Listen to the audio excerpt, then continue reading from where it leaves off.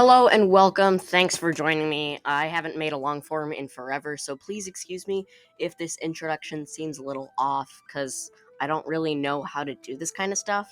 But yeah, basically, over the past few months, I've been working on a data pack that adds new structures to the game, and one of those structures, which I'm going to be showing in this video, is just aperture science without the portal gun, because I don't know how to code.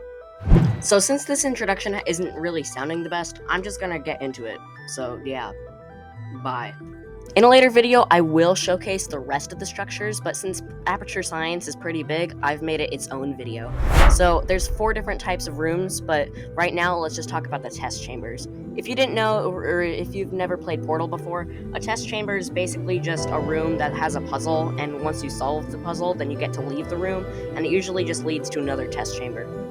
So I'm not going to show all the test chambers right now so that there's a little bit of surprise, but there's one that's a little overgrown since that's the vibe of Portal 2, and there's another that's basically just place a block on the sensor and the doors will open, and there's another that's more of a piston wall that opens and closes so that it can push you off into the lava, so it's a little bit of a challenge, but it's not that difficult because, it's just a piston wall. It can't be that difficult.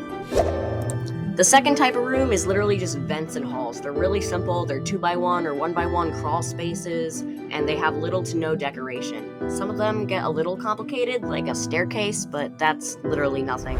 Actually, I take that back. Some of them do have variety, like these quartz halls, but they just have different types of frog light. My personal favorite part of this aperture science is definitely the rooms themselves, because some of them have actual variety and it makes the playthrough less, repetitive. Also, there's these really tall rooms that have tons of catwalks and lava pipes and water pipes, and sometimes they have little wires sticking out, but they're pretty repetitive, and they also kind of ruin the vibe if you have way too many of them, because they're pretty distinct. These next rooms can be pretty perception deceiving because, like this one, which is supposed to be a server room, can maybe feel like it goes on for a little while, but this is like the worst one of the 4 or 5 that I made because it doesn't really feel infinite. Alright, stay with me. I know your attention span is really short, but just there's less than a minute left probably, hopefully, because I don't want to edit all this all day long. Anyways, my favorite room's coming up, alright? So just stay watching. This next room, I don't know what I was going for with it because it's literally just a house with a bathroom and stairs that lead to a library. And there's 2 types of libraries, where's one where there's like pillars of bookshelves, and there's the other, which is more of a maze, but it's not that complicated of a maze. Speaking of maze, there's this deep slate kind of maze that has skulk growing in it, and I was going for a vibe that it was an infinite maze because there's supposed to be not very many distinct features, and it loops around in a ton of places where you wouldn't expect it to, so I was hoping that it kind of felt infinite. I don't know, you tell me when you download the data pack.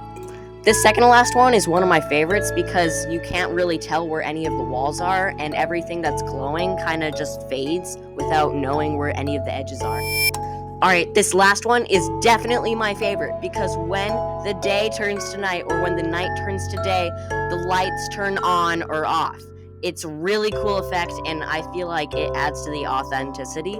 And also, when you're just going through the structure and all of a sudden the lights turn off on you, it kind of adds to the spooky vibes.